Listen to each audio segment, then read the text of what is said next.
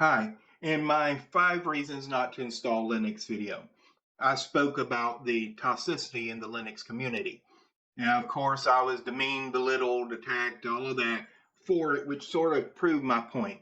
The Linux community is great for saying it's not us doing it, it's other people. Even one of the people who made a response video had to tell his followers, he's one of us to keep them from attacking me, which is ridiculous. If you have to do that, you have a toxic community. This whole outsider insider thing, that's a toxic community. And Linux users are great at pointing fingers. Oh, well, Linux gamers may be toxic, but you can find just as many toxic gamers in Windows, but they're 90 times bigger. If your community has as many toxic members as something 90 times bigger and you're sitting at 1% and they're at 90%, then you have so much more toxicity in your community that it's ridiculous.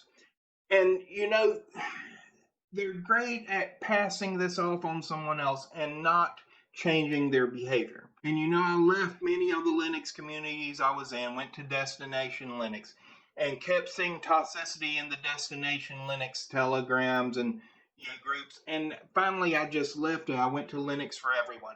Now, Linux for Everyone, they do a good job in their telegram. They keep out a lot of the toxic elements. They have to ban people that are even present in the Destination Linux thing because they're so toxic. Things such as that. But I got to see, it's a bubble where it's a minority that isn't toxic, thinking they're the majority. Um, it's just everywhere you look, and I started Linux in 97. And back then it was all about choice. It was all about freedom.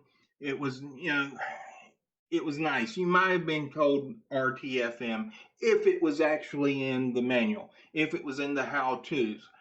Otherwise, somebody would have answered your question. They would have belittled you. They would have demeaned you. And they didn't act like immature teenagers. That's not the case anymore. And I can't sit here and show you a distro and show you the upsides of the distro and downsides of the distro and say this may be an alternative to Windows for you when you've got that community. Now, I spoke in that video about toxicity in the Linux community. And of course, they tried to point at other people and everything. But then Jason Evangelo recently, and I think Linux for Everyone 43, say he's stepping back. He's gaining a broader perspective, not just being about Linux. And one of the reasons was the toxicity in the community. I don't think it's going to change, and I can't, in good conscience, recommend Linux to anyone right now. One, it's a niche OS. It doesn't have companies pouring all the money into it, putting all the time and effort into it because they've got these paid employees on it. It doesn't have all that on the desktop, so it lags behind others in hardware and software, services, that type of deal. They lag behind. They may not be supported, but there are good things about it. It's always been an issue. Always had 1 or 2% of people that liked it and used it.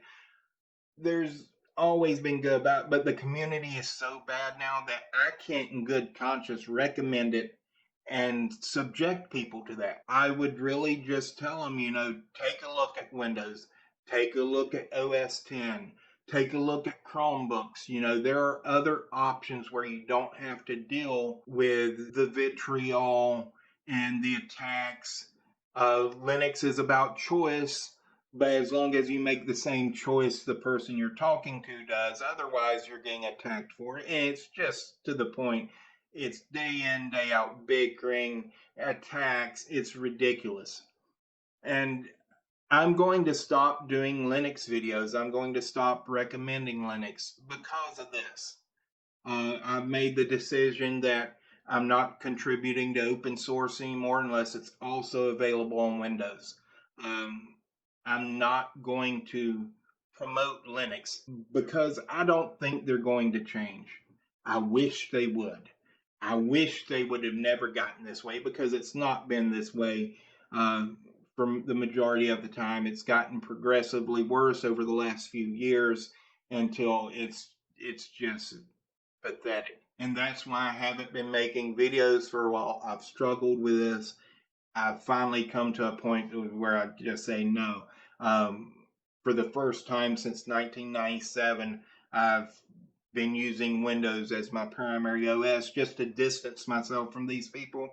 And it's to the point now to where I'm like, no, can't do it. Just yesterday on Twitter, somebody posted Linux grows 5% and the internet wants to argue, and then showed a screenshot of the Steam hardware survey. And it showed that Linux had grown 0.05%. So I figured, that's the argument. That's the person arguing. Now, of course, the Steam hardware survey has nothing to do with whether Linux grows or not.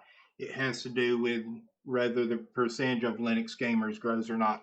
So I assumed it was an argument, plus it showed 1/20% instead of 5%. So I asked him where he got his numbers from, and a prominent member of the Linux gaming community starts attacking me and starts this thread attacking me, calling me ignorant, saying I want to be spoon-fed because, it was plain it came from Steam.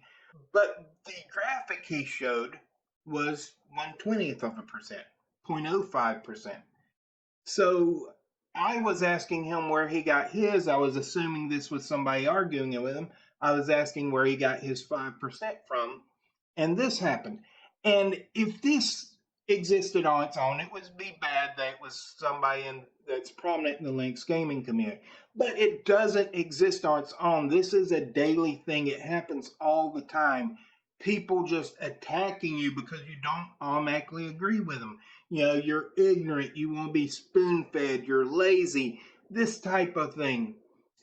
It's to the point to where it's just ridiculous. And it's to the point that I can't recommend Linux to anyone because of the community. So I hope you enjoyed the video, and that's my explanation and reasoning. Thanks.